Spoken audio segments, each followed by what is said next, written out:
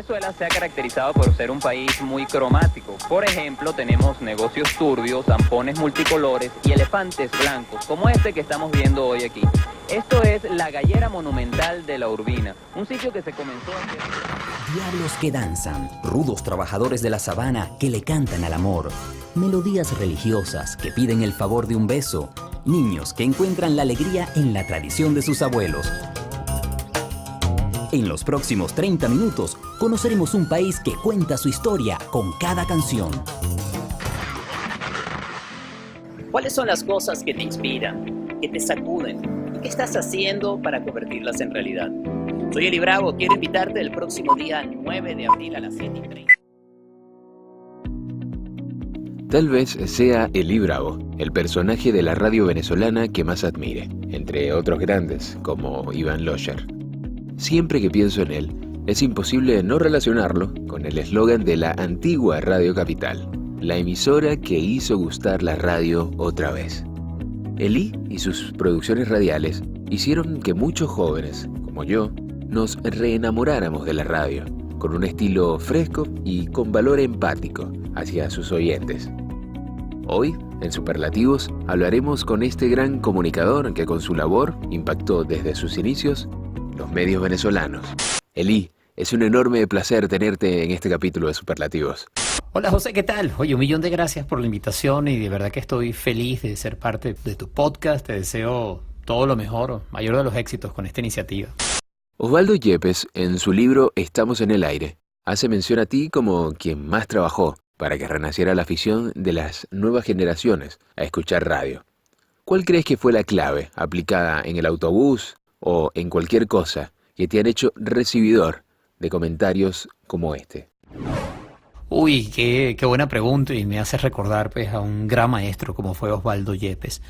No solamente un maestro para quienes hacemos radio, sino para los amantes de la radio, y su libro La historia de la radio y el trabajo que hizo con la Cátedra de Radio de Venezuela, yo creo que es uno de los más importantes en rescatar esa tradición. Y digo de una tradición porque al final el trabajo que yo hacía cuando arrancó cualquier cosa, por ejemplo, en el año 92 o luego ya hacia el 95 cuando estaba con el autobús, es un trabajo que seguía la tradición de mis maestros y de la gente que venía haciendo también un trabajo muy especial. De todo lo que aprendí, por ejemplo, en Radio Capital, junto a figuras como Napoleón Graciani, Napoleón Bravo, Iván Losher, Jofre Maestracchi, bueno, y tanta gente querida, Manuel Correa, o sea, es que la lista es inmensa, ¿no? Mira, yo creo que lo que sucedió y la clave de todo esto es que estábamos haciendo radio como a nosotros nos gustaría escucharla. A lo que me refiero es que éramos un grupo de chamos en ese momento que estábamos haciendo una radio dirigida a nuestra generación, gente joven haciendo radio para gente joven. Y esto es algo similar a lo que sucedió también con Sonoclips. Lo pienso ahora, cuando arrancamos con Sonoclips en el año 89, también allí en Radio Caracas Televisión estábamos utilizando códigos, estilos, maneras de comunicarnos que eran las que nosotros vivíamos en la calle. Y había allí mucha identificación, mucha empatía, había mucha sincronía. Entonces yo creo que eso estaba allí, por un lado. Y por otra parte, contamos con el apoyo de la emisora, en este caso de la Mega, que nos dio la posibilidad de experimentar y hacer un poco lo que se nos ocurriera. Claro, estaba funcionando, teníamos buenos resultados y eso, por supuesto, le gustaba a la emisora, rendía dividendos, daba rating, pero bueno, también nos dejaban jugar con todo esto. Así que yo te diría que había identificación y empatía, había un espacio para experimentar y había sin lugar a dudas un equipo multidisciplinario y muy talentoso, ¿no? Porque esto es un trabajo del cual yo recibo mucho de ese reconocimiento y lo agradezco, pero yo no lo hice solo. Allí estaba Polo Trocones, Miguel Sogbi, John Fabio Bermúdez, Román Losinski, Argelia Guaitero. Es que ese equipo, pues, es Duque, o sea, había un equipo grandísimo y que trabajábamos día a día con la mayor de las pasiones. Se suele hacer la sinécdoque para referirse al locutor como el de la voz gruesa, pero creo que el buen locutor es mucho más que eso. Inclusive, puede además prescindir de esa característica. Tú mismo eres un ejemplo. Para ti, ¿qué es el locutor? ¿Qué es el locutor? Bueno, yo creo que un locutor es una persona que se comunica a través de cualquier medio. Fíjate que yo no lo limitaría ya a la radio, porque Ha cambiado tanto la manera de distribuir los contenidos. Fíjate, tú tienes un podcast, estás transmitiendo como no podía hacerlo yo, por ejemplo, cuando comencé en Radio Capital 710 AM en el año en el año 90 y no, quedó 90, en el año 86. ¡Ja! Imagínate tú, año 86, allí comencé. Y en ese momento solo existía la radio AM. Y entonces, bueno, la radio era ese método de transmisión. Sí, yo creo que es una buena manera de decirlo. No solo un medio de comunicación, sino un método de transmisión. Hoy en día ha cambiado. Pero al final el locutor es el que está compartiendo y comunicando contenido fundamentalmente a través del audio y del sonido. Yo creo que esa sería la distinción. No me había preguntado lo que es un locutor hoy en día. Y creo que para este locutor lo importante es tener claro lo que quiere transmitir. Y más allá de la voz gruesa, el buen uso de la voz, que sin duda es importante. Y en eso yo no me considero realmente ni un superdotado ni un maestro. He tenido grandes maestros de la locución. Y bueno, pienso ahí en mi querido Iván Losher, pero yo creo que lo fundamental es aquello, el contenido que se transmite. Y ahí es en donde yo me enfoqué, ya que no tenía la voz, pues tenía que lograr que lo que transmitiera conectara, llegara, que resonara, que le importara a la gente.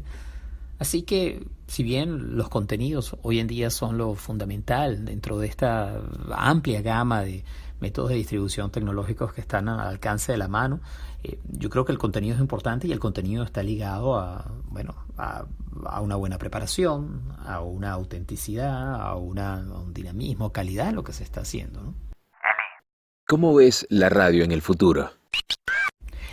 Fíjate, la radio del futuro es que me lleva a pensar lo que te decía anteriormente. Digamos, estamos viviendo hoy en día lo que yo me hubiera imaginado como la radio del futuro, y esto va a seguir avanzando en el sentido de utilizar plataformas digitales de una manera más activa, de crear contenidos por demanda. La explosión del podcast en los últimos tiempos es fascinante.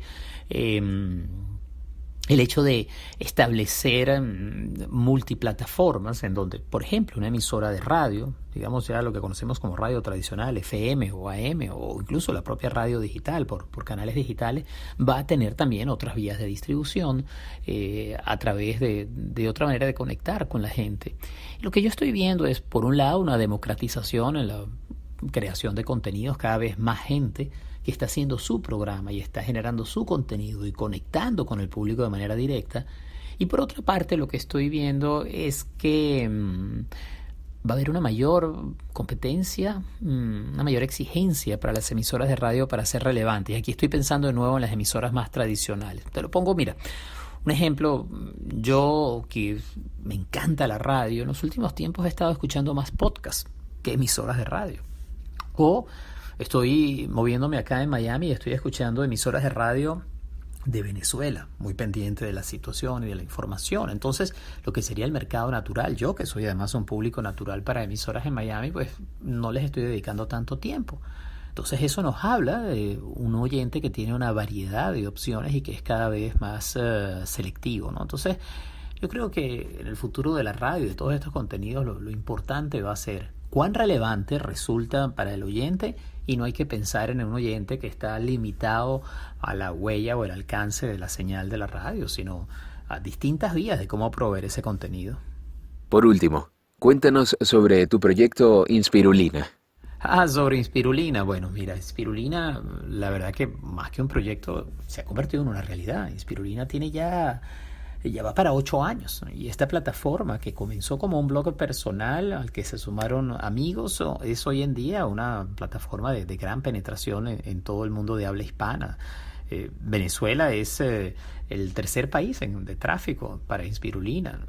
El primer país es México y luego está España. O sea que hemos tenido una proyección hacia el mundo hispano muy amplia, y eso a mí me llena de satisfacción, y a todo el equipo que trabaja en Inspirulina. Desde allí pudimos hacer el programa de radio que se transmitió por el Circuito de Éxitos en Venezuela, también un podcast, y hoy en día Inspirulina ha ido tomando su propio camino. Yo por mi lado estoy en otros proyectos, estoy estudiando de nuevo, estoy haciendo una maestría en psicología, y es que Inspirulina de buena manera me acercó a uno de los temas, las disciplinas que me fascinan, como es la psicología y la salud mental y el desarrollo humano. Y entonces a través de mis estudios en mindfulness, que están muy ligados a temas de meditación y salud, sumado a estos estudios que estoy haciendo ahora en psicoterapia, pues he encontrado la posibilidad de una reinvención y de un nuevo camino que me está abriendo un horizonte que me tiene encantado y fascinado, sin abandonar el trabajo en medios que he realizado desde siempre, y para eso las redes sociales las veo como un medio. Pero fíjate que, por ejemplo, no tengo programa de radio y no estoy haciendo el trabajo que durante tanto tiempo realicé, pero sí he encontrado la posibilidad de seguir con esa identidad de comunicador, en contacto con la gente, y estoy desarrollando lo que podríamos llamar una nueva carrera o incluso una nueva identidad como profesional. Y eso es algo que me fascina. Ese es mi proyecto, eso es lo que tengo entre manos en estos momentos. Eli, profundamente agradecido por esta cátedra sobre locución y radio que nos has dado. Uy, que quiero agradecer a ti la posibilidad de conversar. De verdad que me halaga muchísimo el hecho de estar en tu podcast, y además reconociendo así el trabajo de todos los periodistas, locutores y comunicadores que en Venezuela hacen su trabajo día a día en condiciones tan extremas, tan peligrosas, tan exigentes, pero que van manteniendo allí la luz, verdad, y la posibilidad de generar espacios de encuentro, reflexión y también, hay que decirlo así, de denuncia y de resistencia, ¿no? Así que por eso 1.000.000 de gracias. Por cierto que me enteré que tu certificado de locutor es el 47.402. Mira tú, pues el mío es el 14.954. O sea que saca la cuenta, pues hay allí que como 33.000 locutores de diferencia y unos cuantos años seguramente. No, de verdad que 1.000.000 de gracias por esta oportunidad. Sigue pues, con el trabajo que haces con Superlativos, y un fuerte abrazo.